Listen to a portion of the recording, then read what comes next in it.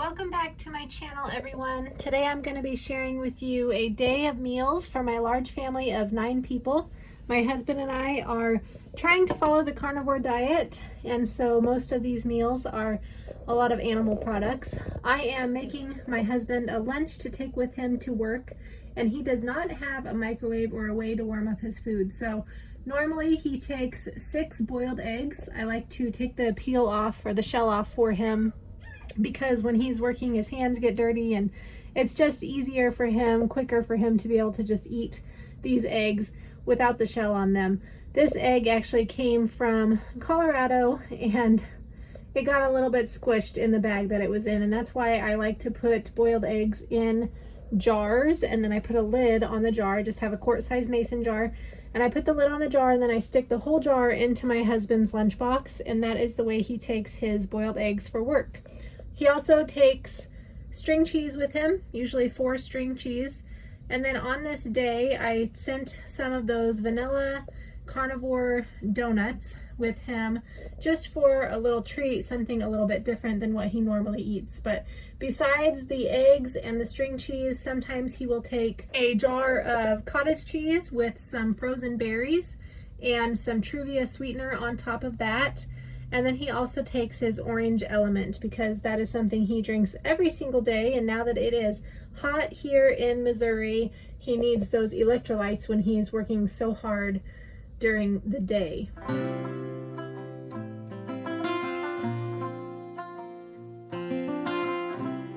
I like to start my day with a cup of coffee. I do put cream and butter in my coffee, heavy whipping cream and about a tablespoon of butter. I have already had 1 cup before this one here, and so I was just refilling my cup a bit. And then I'm checking my husband's water to make sure he's got enough water to take with him for the day. And after he leaves for work, then I usually sit down, I do my Bible time. I am working on my women's Bible study that we are doing for the summer. We are reading through a book called The Gospel for Real Life by Jerry Bridges. And I am just at the very beginnings of this. We actually haven't even met for the first time, but so far I've been really enjoying this book. The questions that it asks have been thought-provoking, really making me think about the sovereignty of God and His providence in my life and how the gospel affects me personally. After Bible study, I got myself dressed, and then I began working on some breakfast for everyone else that morning. I had this little bit of tater tots in my freezer, so I put those in my air fryer to warm up.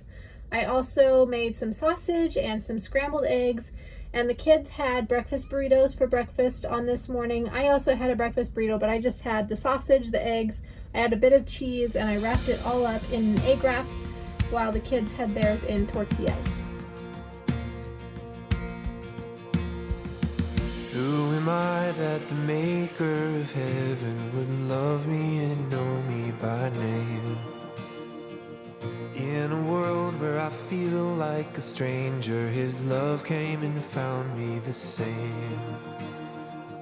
In each breath that I breathe, when I wake or I sleep, everything I need is found in You, all in You. Everything I need is found in You, found in You, Jesus.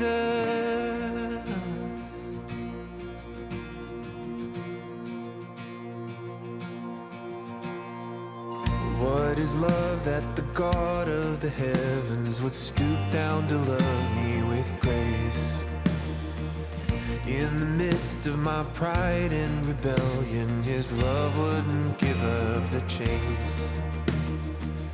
In each breath that I breathe, when I wake or I sleep, everything I need is found in You, all in You. Everything I need is found in You, found in You, Jesus. Everything I need is found in You, all in You. Everything I need is found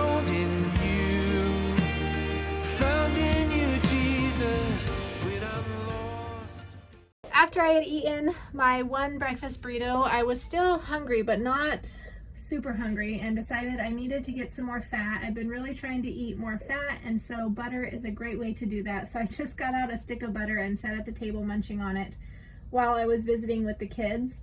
And then I was tired of my coffee being hot, so I turned that into a cold coffee by dumping in a cup and adding some ice to it, and I drank it that way. For lunch on this day, I made some bacon wrapped meatballs. These turned out pretty good. They were giant. But in my bowl here, I've got some pork rind panko, which is just ground up pork rinds. I also put an egg and a bit of cheese, and then I put my hamburger in there, my ground beef, and I mixed that all up. I use this Montreal steak seasoning as well, and I don't think I'll use that again.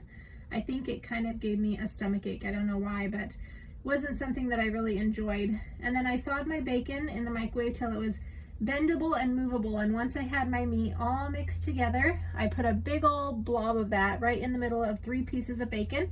Then I folded the bacon over it and put those in the air fryer. They turned out actually very good. I ate one of them, and then my 2 oldest boys also each had one.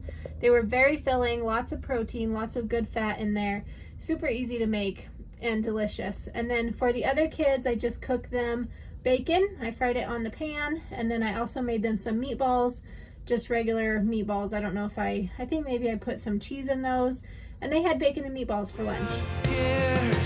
Everywhere you are there. Everything that I need is made in you complete.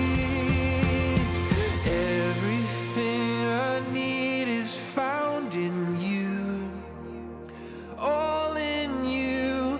Everything I need is found in you. Found in you, Jesus. Everything I need is found in you. All in you. Everything I need is found in you. Found in you, Jesus.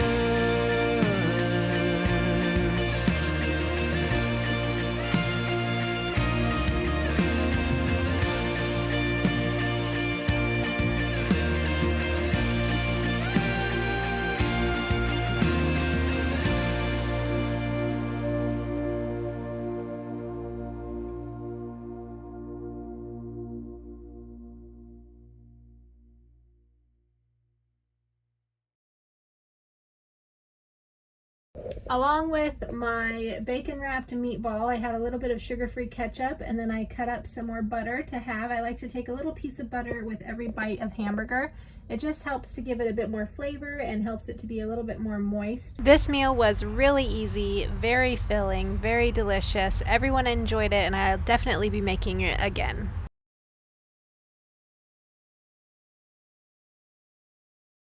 All right, for dinner on this night, I was making pizza. I started making the crust for my kids. I was just making them a regular pizza crust and realized I didn't have any yeast.